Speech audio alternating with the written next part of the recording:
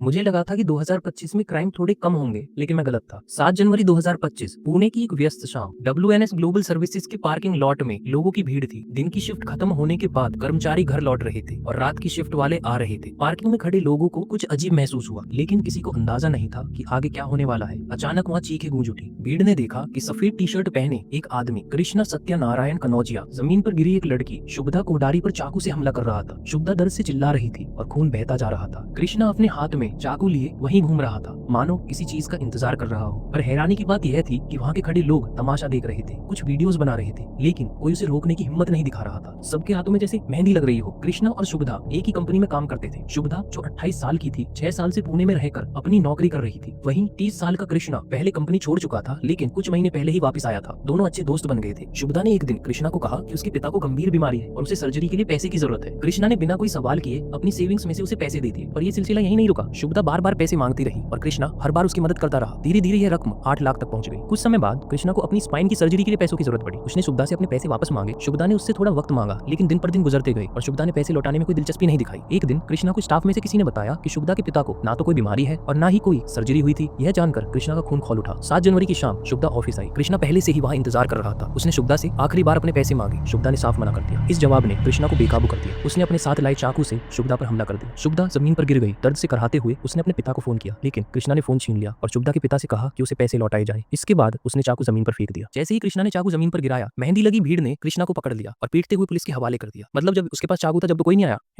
शुभदा को तुरंत अस्पताल ले जाया गया, लेकिन ज्यादा खून बह जाने की वजह से उसने इलाज के दौरान ही दम तोड़ दिया।